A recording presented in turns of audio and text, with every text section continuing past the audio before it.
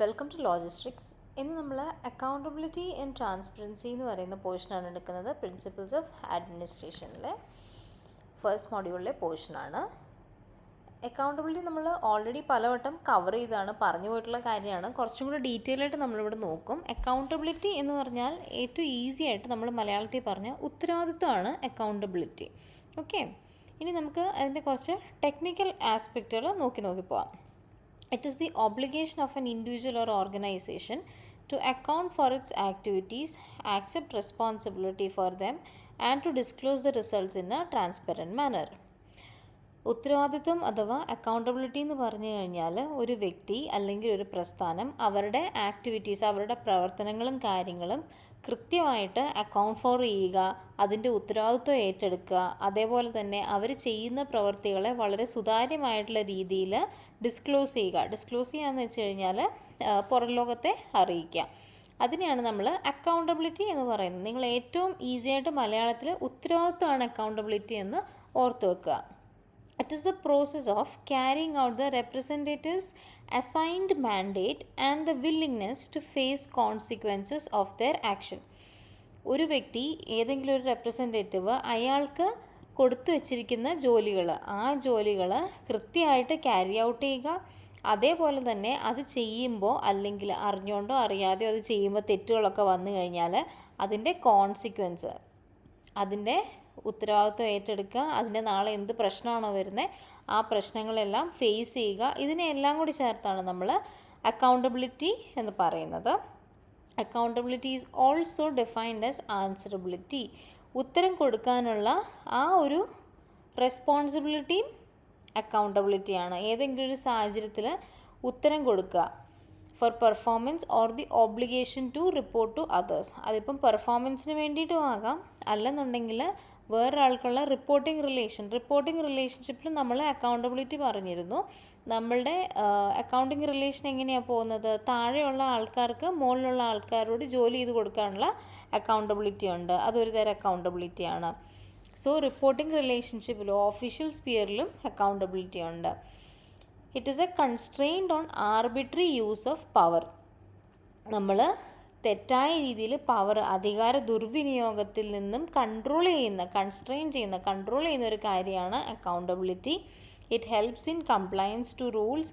നിയമങ്ങൾ പാലിക്കാൻ വേണ്ടി സഹായിക്കുന്നു. Rules, laws, regulations, code of കണ്ടക്റ്റുകളൊക്കെ ഓഫീസുകളിൽ കോഡ് ഓഫ് കണ്ടക്റ്റുകളുണ്ട്. ഇതിനെയെല്ലാം പാലിക്കാൻ വേണ്ടിയിട്ട് കുറച്ചും കൂടി ഊർജം കൊടുക്കുന്ന ഒരു ഫാക്ടറാണ് അക്കൗണ്ടബിലിറ്റി. ഉത്തരവാദിത്വം ഉണ്ടെങ്കിലല്ലേ ആൾക്കാർ കൂടുതലായിട്ട് ആ നിയമങ്ങളൊക്കെ പാലിക്കുകയുള്ളൂ. അല്ല, നിയമം പാലിച്ചില്ല, ഒരു പ്രശ്നവും ഇല്ലെങ്കിൽ ആൾക്കാർ പാലിക്കുമോ? ഇല്ലല്ലോ.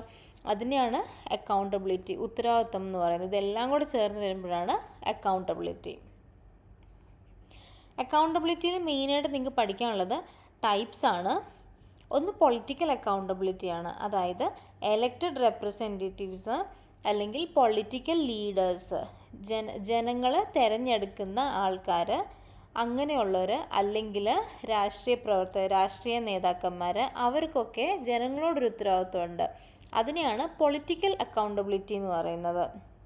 അല്ലെങ്കിൽ എന്താ പറ്റുക, ഓരോ 5 വർഷം വരുമ്പോഴും എലക്ഷൻ വരുന്നുണ്ട്. സോ ആ സമയത്ത് താഴെ ഇറങ്ങേണ്ടി വരും. ഈ ഒരു സാഹചര്യത്തിൽ അതാണ് അവരുടെ അക്കൗണ്ടബിലിറ്റി. ലീഗൽ അക്കൗണ്ടബിലിറ്റി ഉണ്ട്. അത് പേര് പറയുന്നത് പോലെ തന്നെയാണ്. Everyone, including government authorities, is bound by the Constitution and laws of India. ഇന്ത്യയിലെ ഭരണഘടനയും നിയമങ്ങളും അനുസരിക്കാൻ നമ്മൾ ബാധ്യസ്ഥപ്പെട്ടിരിക്കുന്നു. അതിനെയാണ് നമ്മൾ ലീഗൽ അക്കൗണ്ടബിലിറ്റി എന്ന് പറയുന്നത്. ഇനിയിപ്പം നിയമപരമല്ലാത്ത എന്തെങ്കിലും ഒരു നിയമം പാസ്സാക്കാൻ വേണ്ടി പാർലമെൻറ്റ് ശ്രമിച്ചാൽ തന്നെ സുപ്രീം കോടതി എന്താ ചെയ്യുന്നത്? അതിനെ അൺകോൺസ്റ്റിറ്റ്യൂഷണൽ ആണെന്ന് പറഞ്ഞിട്ട്, ഭരണഘടനാ വിരുദ്ധമാണെന്ന് പറഞ്ഞിട്ട് അതിനെ സ്ട്രൈക്ക് ഡൗൺ ചെയ്യും. സോ അതൊക്കെയാണ് ലീഗൽ അക്കൗണ്ടബിലിറ്റിയിൽ വരുന്നത്. പിന്നെ വരുന്നത് അഡ്മിനിസ്ട്രേറ്റീവ് അല്ലെങ്കിൽ ബ്യൂറോക്രാറ്റിക് അക്കൗണ്ടബിലിറ്റിയാണ്. ബ്യൂറോക്രസി എന്ന് പറയുന്നത് ആരാണ്?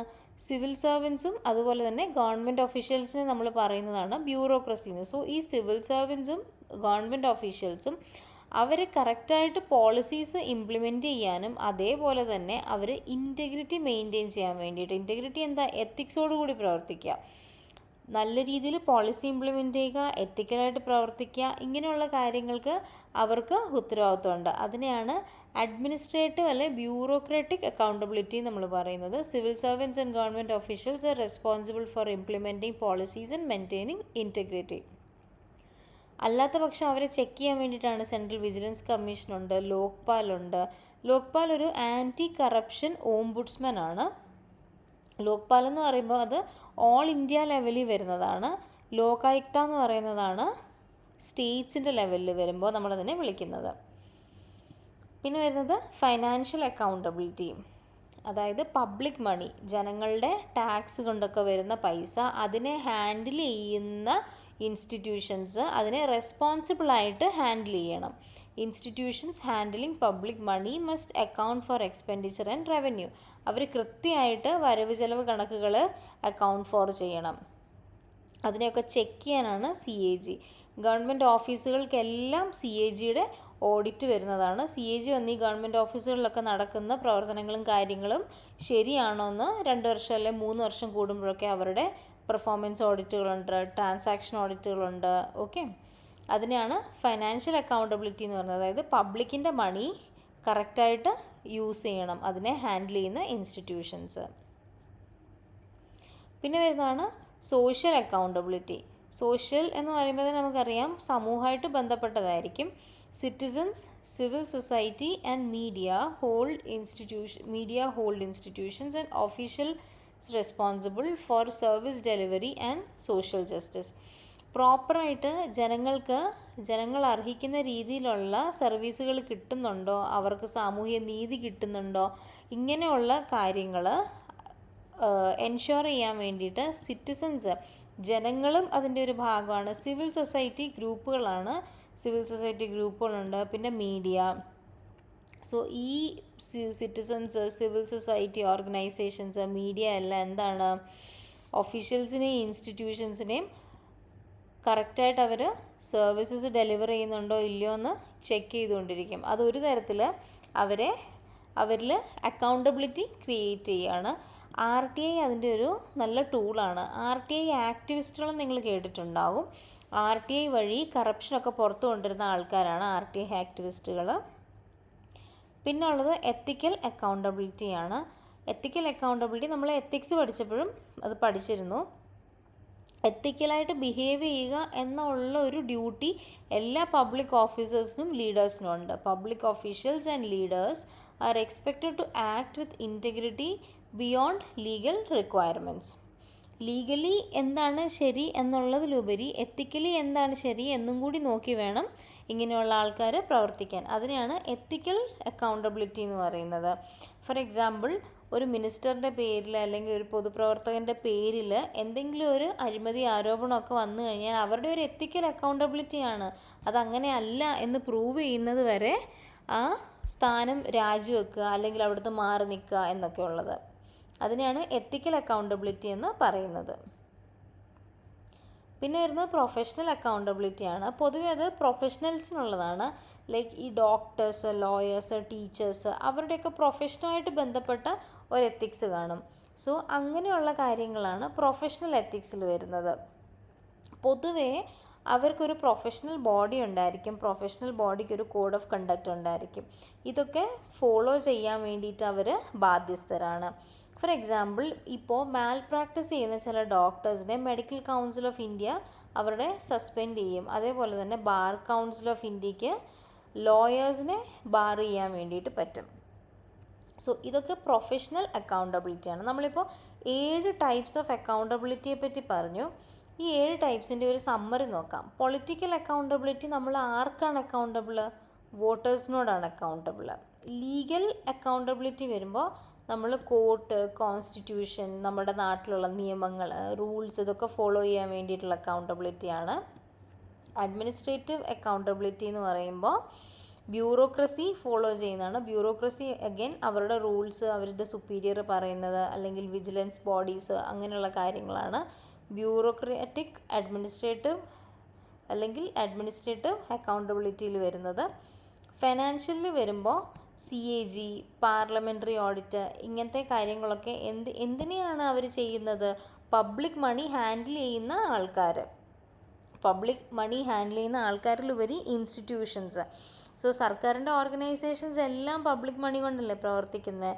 സോ അവർക്കൊക്കെ ഉള്ളതാണ് ഫിനാൻഷ്യൽ റെസ്പോൺസിബിലിറ്റി. ആ പൈസ, ജനങ്ങളുടെ പൈസ കറക്റ്റായിട്ട് ഉപയോഗിക്കുക എന്നുള്ള റെസ്പോൺസിബിലിറ്റി. സോഷ്യൽ റെസ്പോൺസിബിലിറ്റി നമ്മൾ പറഞ്ഞു, മീഡിയ, RTI, NGOയിലൊക്കെ ത്രൂ നമ്മൾ ഒരു റെസ്പോൺസിബിലിറ്റി ക്രിയേറ്റ് ചെയ്യും. പിന്നെ ഉള്ളത് എത്തിക്കൽ റെസ്പോൺസിബിലിറ്റിയാണ്. അതിൽ നമ്മൾ മോറൽ സ്റ്റാൻഡേർഡ്സ് മെയിൻറ്റെയിൻ ചെയ്യുക എന്നുള്ളതാണ്. ലീഗൽ സ്റ്റാൻഡേർഡ്സ് ഉണ്ട്, അതിനുപരിയായിട്ടുള്ളൊരു മോറൽ സ്റ്റാൻഡേർഡ്. പിന്നെ പ്രൊഫഷണൽ എത്തിക്സ് ആണ്. അവിടെ പ്രൊഫഷണൽ ബോഡീസൊക്കെ വരുന്നുണ്ട്, നമ്മളിപ്പോൾ മെഡിക്കൽ കൗൺസിൽ ഓഫ് ഇന്ത്യ പറഞ്ഞതുപോലെ. പിന്നെ വരുന്നതാണ് ട്രാൻസ്പെറൻസി. ട്രാൻസ്പെറൻസി മലയാളത്തിൽ സുതാര്യത. Transparency is the openness in organisations, it's policies, decisions etcetera.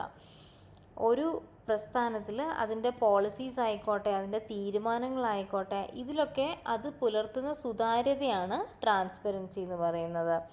It means that the decisions taken and their enforcement are done in a manner that follows rules and regulations. അവിടെ എടുക്കുന്ന തീരുമാനങ്ങളായിക്കോട്ടെ, അവർ ചെയ്യുന്ന പ്രവർത്തനങ്ങളായിക്കോട്ടെ, അതെല്ലാം നിയമങ്ങൾ follow ചെയ്യുന്ന രീതിയിലുള്ളതായിരിക്കണം. It implies that information is freely available and directly accessible to those who will be affected by such decisions and their enforcement. പൊതുവേ transparency എപ്പോഴാണ് important ആവുന്നത്? അതായത് ആ തീരുമാനങ്ങൾ കൊണ്ട് ആരെങ്കിലും അഫക്റ്റ് ആവുന്നുണ്ടെങ്കിൽ ആ അഫക്റ്റ് ആവുന്നവർക്ക് പ്രത്യേകിച്ച് ആ ഇൻഫർമേഷൻ ഫ്രീലി അവൈലബിൾ ആയിരിക്കണം, ഡയറക്റ്റ്ലി അവർക്കത് ആക്സസ് ചെയ്യാൻ പറ്റണം. Free flow of information and it's accessibility and availability to those who are affected by the decision. Same point ആണ്. It means that all the government actions should be scrupulous enough to bear public scrutiny. അതായത് സർക്കാരിൻ്റെ പ്രവർത്തനങ്ങളായിക്കോട്ടെ, അല്ലെങ്കിൽ transparency എന്ന് പറയുമ്പോൾ നമ്മളൊരു general സെൻസിൽ വിചാരിക്കുകയാണെങ്കിൽ ഏതൊരു പ്രസ്ഥാനത്തിൻ്റെയും പ്രവർത്തനങ്ങളായിക്കോട്ടെ, അതിനെ നമ്മൾ ജനങ്ങൾ അതിനെ ചെക്ക് ചെയ്ത് കഴിഞ്ഞാൽ, അല്ലെങ്കിൽ പുറത്തറിഞ്ഞു കഴിഞ്ഞാൽ കുഴപ്പമില്ലാത്ത രീതിയിലുള്ള പ്രവർത്തനങ്ങളായിരിക്കണം അത്. പബ്ലിക്കിൻ്റെ കണ്ണിൽ പെട്ട് കഴിഞ്ഞാലും അവിടെ ഒരു വിഷയം ഉണ്ടാവരുത്. അതുപോലെയുള്ളൊരു നല്ല രീതിയിൽ വേണം ഓരോ ഓർഗനൈസേഷൻസും പ്രവർത്തിക്കാൻ. അതിനെയാണ് ട്രാൻസ്പെറൻസി അഥവാ സുതാര്യത എന്ന് പറയുന്നത്. അതായത് അകത്ത് നടക്കുന്ന കാര്യങ്ങളെപ്പറ്റി ജനങ്ങൾ കൃത്യമായിട്ട് അറിയണം. അപ്പോൾ ജനങ്ങൾക്കും അതിൻ്റെ മുകളിലൊരു കൺട്രോൾ ഉണ്ടാവും. സ്വാഭാവികമായിട്ടും ജനങ്ങൾ അറിയുമ്പോൾ എന്താ, അവിടെ അഴിമതിക്കുള്ള സാധ്യതയും കുറയും. അതൊക്കെയാണ് സുതാര്യത അല്ലെങ്കിൽ ട്രാൻസ്പെറൻസിയിൽ വരുന്നത്. എന്തുകൊണ്ടാണ് നമുക്ക് അക്കൗണ്ടബിലിറ്റി, ട്രാൻസ്പെറൻസി ഇതൊക്കെ വേണ്ടത്? ഇത് ഗുഡ് ഗവേണൻസിൻ്റെ പില്ലേഴ്സാണ്. അക്കൗണ്ടബിലിറ്റിയും ട്രാൻസ്പെറൻസിയും ഗുഡ് ഗവേണൻസിൻ്റെ പില്ലേഴ്സാണ്. ഓക്കെ, ഗവൺമെൻറ്റിൻ്റെ കാര്യത്തിൽ നമ്മൾ അക്കൗണ്ടബിലിറ്റി, ട്രാൻസ്പെറൻസി ഒക്കെ എന്തിനാണെന്ന് ചോദിച്ചു കഴിഞ്ഞാൽ സിമ്പിളാണ്. ഗവൺമെൻറ്റിനെ എലക്ട് ചെയ്യുന്നത് ജനങ്ങളാണ്. ജനങ്ങൾക്ക് വേണ്ടി പ്രവർത്തിക്കാൻ വേണ്ടിയിട്ട്, ജനങ്ങളുടെ ബെനിഫിറ്റിന് വേണ്ടിയിട്ട് പ്രവർത്തിക്കാൻ വേണ്ടിയിട്ട്, അവരുടെ നന്മയ്ക്ക് വേണ്ടി പ്രവർത്തിക്കാൻ വേണ്ടിയിട്ട്. മാത്രമല്ല അവർ പ്രവർത്തിക്കുന്ന പൈസ, ആ പൈസയും ജനങ്ങളിൽ നിന്ന് വരുന്നതാണ്. അതുകൊണ്ടാണ് ഗവൺമെൻറ്റിൽ അക്കൗണ്ടബിലിറ്റി വേണ്ടത്. അപ്പോൾ പ്രൈവറ്റ് എൻറ്റിറ്റീസിന് എന്തിനാണ് അക്കൗണ്ടബിലിറ്റി? കാരണം പ്രൈവറ്റ് എൻറ്റിറ്റീസ് പ്രവർത്തിക്കുന്നത് കോമൺ റിസോഴ്സസ് യൂസ് ചെയ്തിട്ടാണ്. അതേപോലെ തന്നെ അവർ മാർക്കറ്റ്സ് ആക്സസ് ചെയ്യുമ്പോൾ എന്താ സംഭവിക്കുക? മാർക്കറ്റ്സിൽ കൂടി ഇതേ ആളുകൾക്കല്ലേ ഇവർ സാധനങ്ങൾ കൊടുക്കുക, ഇതേ മാർക്കറ്റിൽ കൂടിയല്ലേ ഇവർ ലാഭം ഉണ്ടാക്കുക. സോ അതുകൊണ്ട് പ്രൈവറ്റ് എൻറ്റിറ്റീസിനും റെസ്പോൺസിബിലിറ്റി ഉണ്ട് അക്കൗണ്ടബിലിറ്റിയും ട്രാൻസ്പെറൻസിയും മെയിൻറ്റെയിൻ ചെയ്യാൻ വേണ്ടിയിട്ട്. അക്കൗണ്ടബിലിറ്റിയും ട്രാൻസ്പെറൻസിയും മെയിൻറ്റെയിൻ ചെയ്യാൻ വേണ്ടിയിട്ടുള്ള മെയിൻ മെക്കാനിസംസ് എന്തൊക്കെയാണെന്ന് നമുക്ക് നോക്കാം. അതിൽ ആദ്യം വരുന്നത് ലെജിസ്ലേറ്റീവ് മെഷേഴ്സ് ആണ്. ലെജിസ്ലേറ്റീവ് മെഷേഴ്സിൽ നമുക്ക് റൈറ്റ് ടു ഇൻഫർമേഷൻ ആക്ട് ഉണ്ട് 2005. നമുക്ക് എല്ലാവർക്കും അറിയാം വിവരാവകാശ നിയമം.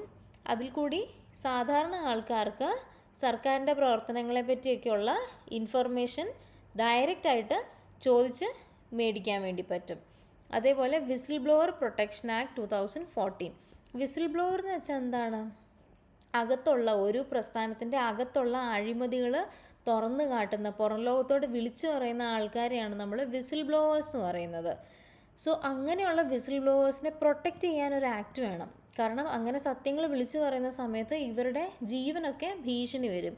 So whistle blowers protection act protects individuals who expose corruption or misuse power.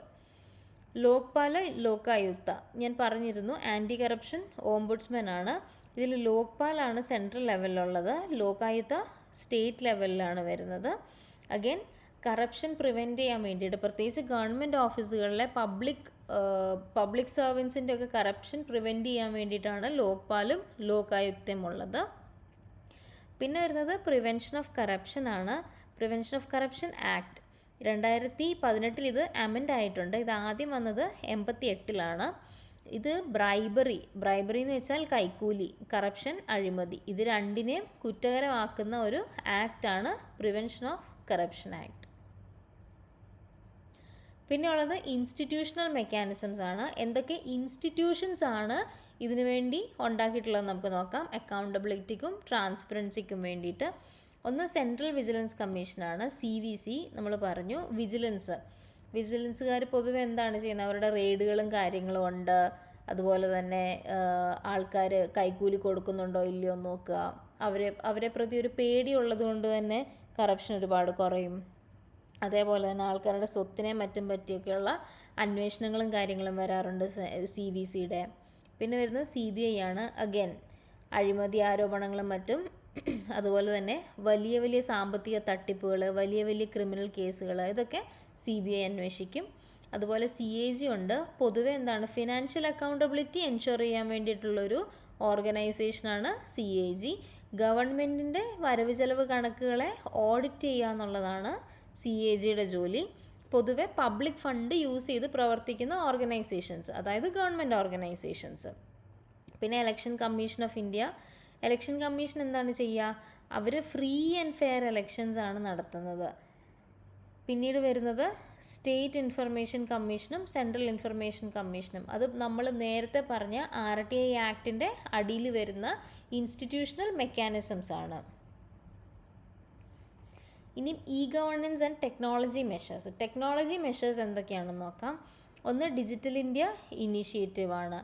സർവീസുകൾ പലതും ഓൺലൈനാണ്. ഓൺലൈൻ സർവീസിൽ എന്താണ്, ഇത് ഓട്ടോമാറ്റിക്കലി ആണ് ഈ സർട്ടിഫിക്കറ്റുകളും കാര്യങ്ങളും ഒക്കെ നമ്മൾ ഇപ്പോൾ അപ്ലൈ ചെയ്ത് കഴിഞ്ഞാൽ അത് പ്രോസസ്സ് ആവുന്നത്.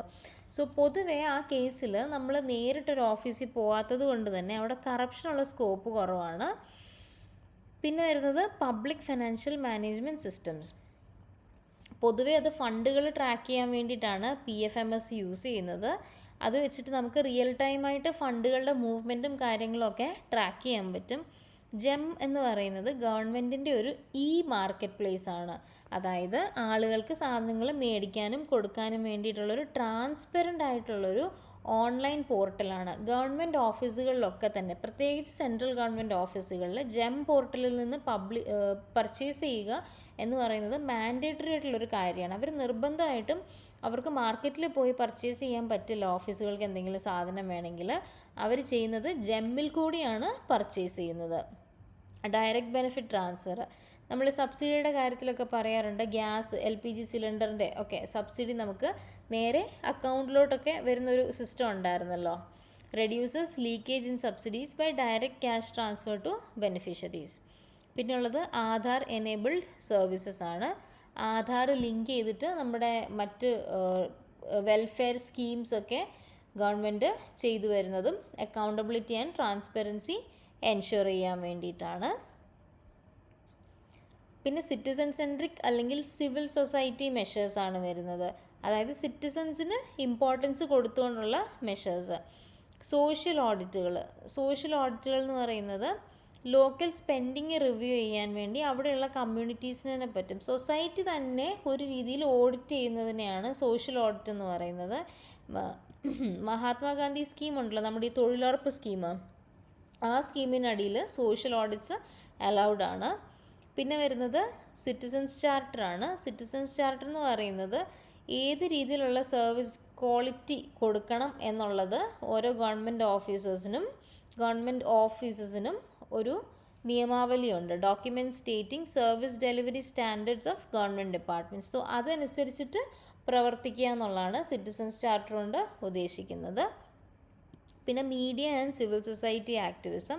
നമ്മൾ നേരത്തെ പറഞ്ഞിരുന്നു, act as watchdogs exposing corruption and promoting transparency. പൊതുവെ പല ന്യൂസ് ചാനലുകളൊക്കെ കറപ്ഷനും കാര്യങ്ങളൊക്കെ പുറത്തു കൊണ്ടുവരാറില്ലേ. സോ അവരും ഒരു രീതിയിൽ അക്കൗണ്ടബിലിറ്റിയും ട്രാൻസ്പെറൻസിയും എൻഷുർ ചെയ്യുന്നു. പിന്നെ മെയിനായിട്ട് നിങ്ങൾ അറിഞ്ഞിരിക്കേണ്ടതെന്ന് വെച്ച് കഴിഞ്ഞാൽ ഇന്ത്യയിൽ എന്തൊക്കെയാണ് അക്കൗണ്ടബിലിറ്റിക്കും അല്ലെങ്കിൽ ട്രാൻസ്പെറൻസിക്കും വരുന്ന ചാലഞ്ചസ് എന്നുള്ളതാണ്. ഒന്ന് RTI ഡൈല്യൂഷനാണ്.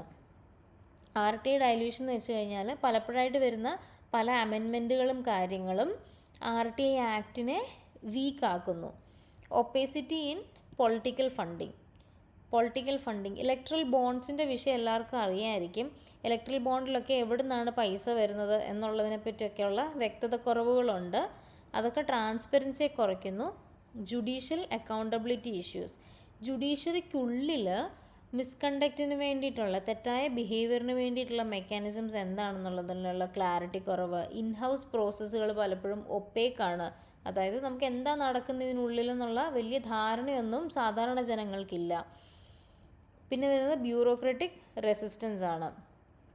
ഇതിൻ്റെ എല്ലാം പേടി കാരണം പലപ്പോഴും നോർമൽ വേയിൽ ചെയ്യേണ്ട പല കാര്യങ്ങളും ഇതുപോലെയുള്ള ഒരുപാട് കൺട്രോൾസ് കാരണം ഗവൺമെൻറ് ഒഫീഷ്യൽസിന് ചെയ്യാൻ ഭയങ്കര പേടിയായിരിക്കും. അവരപ്പോൾ ഒരുപാട് നിയമങ്ങളും കാര്യങ്ങളും നോക്കാൻ തുടങ്ങിക്കഴിഞ്ഞു കഴിഞ്ഞാൽ, ഒരുപാട് റിസ്ക് അവേഴ്സ് ബിഹേവിയർ കാണിക്കാൻ തുടങ്ങിക്കഴിഞ്ഞാൽ കാര്യങ്ങൾ മുന്നോട്ട് പോകാനും ബുദ്ധിമുട്ട് വരും. Weak implementation. നമ്മൾ നേരത്തെ സിറ്റിസൺസ് ചാർട്ടറിൻ്റെ കാര്യം പറഞ്ഞു. ഗവൺമെൻറ് ഓഫീസുകളുടെ സർവീസ് എത്ര ക്വാളിറ്റിയിൽ ഡെലിവർ ചെയ്യണം, ഏത് രീതിയിൽ ഡെലിവർ ചെയ്യണം എന്നൊക്കെയുള്ളൊരു ബ്ലൂ പ്രിൻ്റാണ് അത്.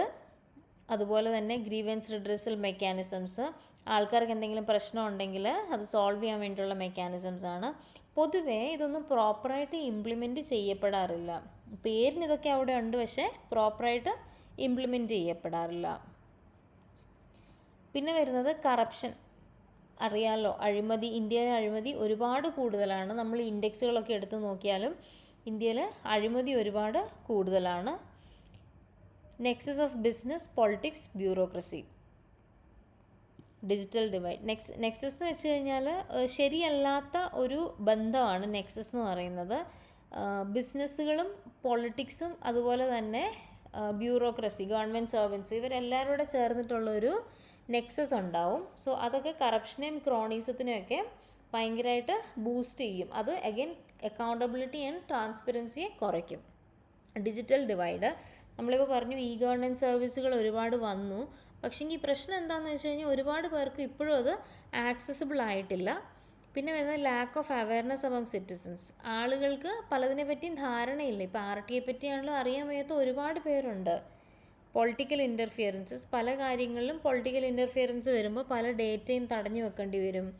Lack of political will. നമ്മൾ നേരത്തെ പറഞ്ഞു ഈ കാര്യങ്ങളൊന്നും പ്രോപ്പറായിട്ട് എന്തെങ്കിലും ഇംപ്ലിമെൻ്റ് ആവുന്നില്ല. അതെന്തുകൊണ്ടാണ്? ഇതൊരു ലാക്ക് ഓഫ് പൊളിറ്റിക്കൽ വില്ലും അതിനുള്ളിലുണ്ട്. പിന്നെ നീഡ് ഫോർ ബ്യൂറോക്രാറ്റിക് സീക്രസി. ചില കാര്യങ്ങൾ നമുക്ക് ഓപ്പണായിട്ട് ചെയ്യാൻ പറ്റുന്നതായിരിക്കില്ല ഗവൺമെൻറ് ഓഫീസുകളിൽ നടക്കുന്ന പല കാര്യങ്ങളും. സോ അവിടെ നമുക്ക് ട്രാൻസ്പെറൻസി കൊടുക്കാൻ പറ്റിയെന്ന് വരില്ല. പക്ഷെങ്കിൽ അതിൻ്റെ മറവ് ഉപയോഗിച്ചുകൊണ്ട് മറ്റൊരുപാട് കാര്യങ്ങളും ജനങ്ങൾക്ക് ഇൻഫർമേഷൻ കിട്ടുന്നതിൽ നിന്ന് തടഞ്ഞു വെക്കാറുണ്ട്. അഴിമതി നമ്മൾ പറഞ്ഞു. പിന്നെ fear of retaliation. Whistle blower protection act വന്നത് തന്നെ എന്തുകൊണ്ടാണ്? വിസിൽ ബ്ലോവേഴ്സിന് റിട്ടാലിയേഷൻ ഫേസ് ചെയ്യേണ്ടി വരുമോ എന്നുള്ള പേടി. അത് സത്യം തന്നെയാണ്. ഇപ്പോൾ RTI ആക്ടിവിസ്റ്റുകൾ ഒരുപാട് പേരെ മർഡർ ചെയ്യുക, ഇതിൻ്റെ എക്സാമ്പിൾസൊക്കെ ഇന്ത്യയിലുണ്ട്. പിന്നെ വരുന്നത് ജുഡീഷ്യൽ ഡിലേയ്സ് ആണ്. പൊതുവെ ഇപ്പോൾ ഒരു വിഷയം വന്നു കഴിഞ്ഞാലും ജുഡീഷ്യൽ ഡിലേ ഭയങ്കര കൂടുതലാണ്. അപ്പോൾ പ്രശ്നം എന്താ വരിക? ഇപ്പോൾ തെറ്റ് ചെയ്ത് കഴിഞ്ഞാലും അതിൻ്റെ ഒരു തീരുമാനം വരണമെങ്കിൽ ഒരുപാട് കാലം എടുക്കും. അപ്പോൾ ആൾക്കാർക്ക് പൊതുവെ സിസ്റ്റത്തിനോടുള്ള പേടി കുറയും. ഇതൊക്കെയാണ് ജനറലായിട്ടുള്ള കുറച്ച് ചാലഞ്ചസ്. നിങ്ങൾക്ക് ഇത്രയൊക്കെ മതി ബേസിക്കലി അക്കൗണ്ടബിലിറ്റി ആൻഡ് ട്രാൻസ്പെറൻസിയിൽ നിന്ന് ഒരു ജനറൽ ഐഡിയ മെയിൻറ്റെയിൻ ചെയ്ത് നമുക്ക് എഴുതാൻ പറ്റുന്ന രീതിയിലുള്ള ക്വസ്റ്റ്യൻസ് ആയിരിക്കും ചോദിക്കുന്നത്. Okay, so thank you so much. നമുക്ക് അടുത്ത ക്ലാസ്സിൽ കാണാം.